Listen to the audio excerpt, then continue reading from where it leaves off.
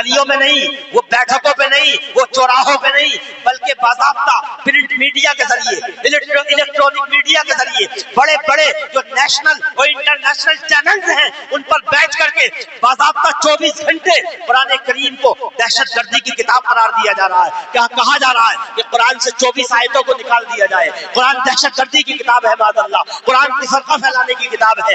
یہ آج بہت بڑے پیمانے پر قرآن کریم کی مخالفت ہو رہی ہے۔ اس لیے آج اگر کوئی قرآن کریم کی تعلیم کو عام کرتا ہے تو آج یہ پہلے سے زیادہ بڑا کام ہے۔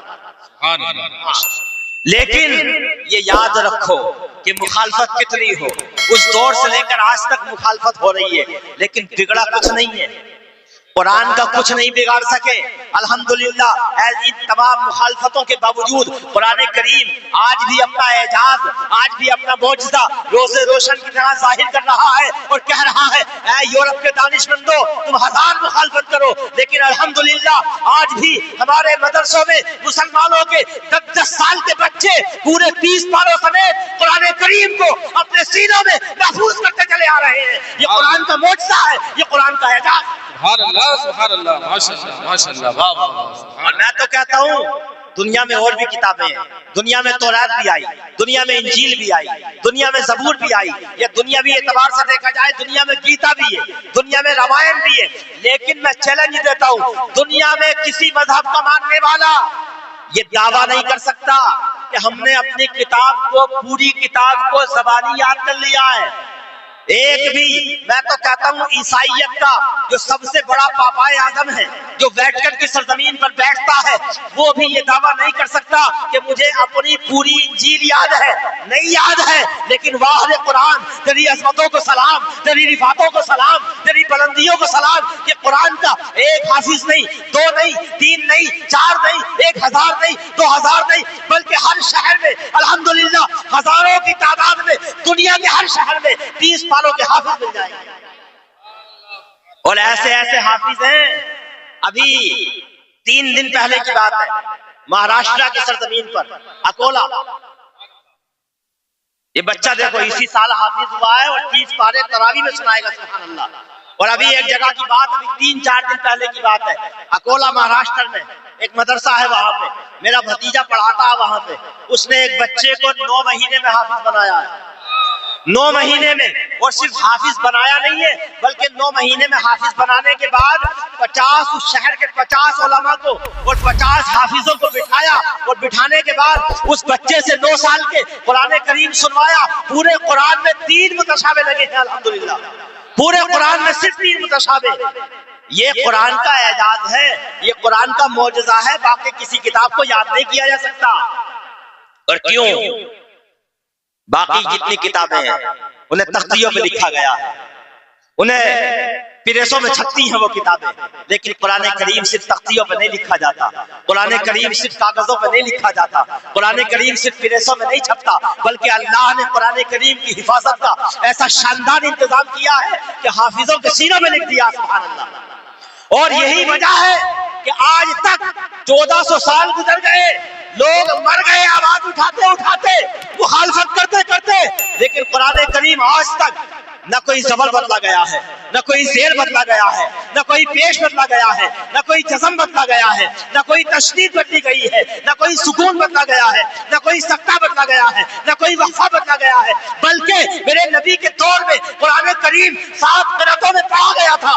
آج بھی الحمدللہ دنیا کے ہر شہر میں 7 قرأتوں میں پڑھنے والے قاری نظر آ رہے ہیں۔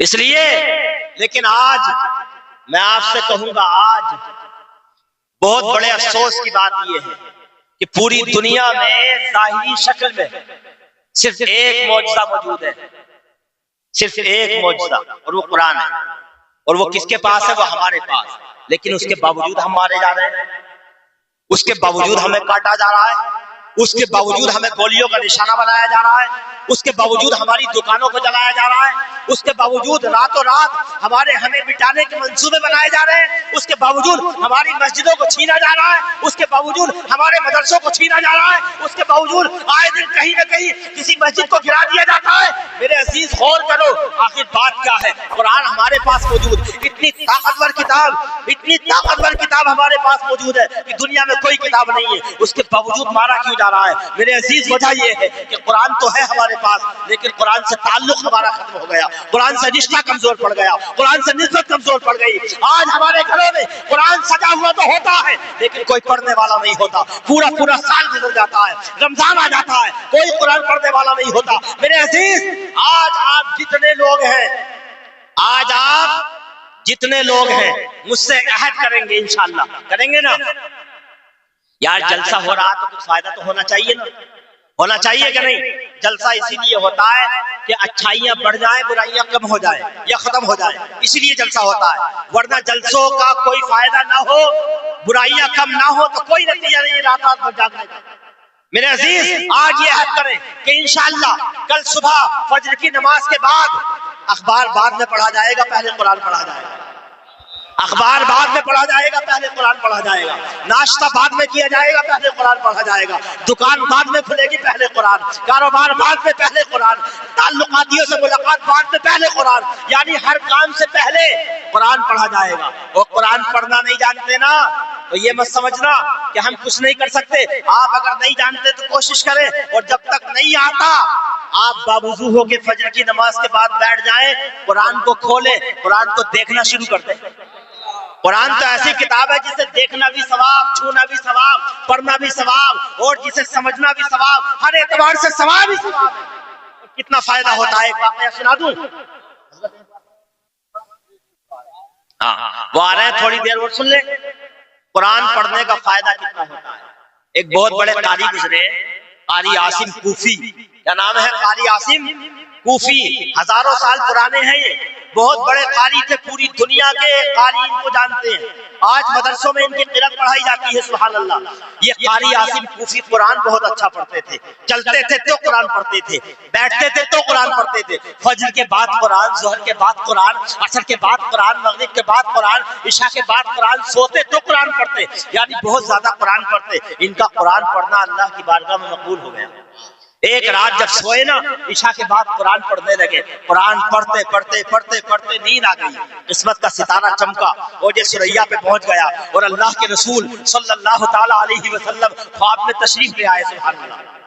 हुजूर ने उठाया और कहा, ए कारी आसिम, तुम मेरा कुरान बहुत पढ़ते हो, तुम मेरे ऊपर नाजिल होने वाला कलाम मुक़द्दस उसकी तिलावत बहुत करते हो, बड़े अच्छे अंदाज में कुरान पढ़ते हो, बड़ी अच्छी आवाज में कुरान पढ़ते हो। ए कारी आसिम, देखो आज तुम्हें कुरान का समरा मिलने वाला है, कुरान का नतीजा मिलने वाला है, कुरान पढ़ने का फायदा मिलने वाला है। अल्लाहु अकबर। सारी कायनात के मरकज़े अक़ीदत आमिना के लाल हज़रत फातिमा के वालिद मोहतरम यानी हुजूर करीम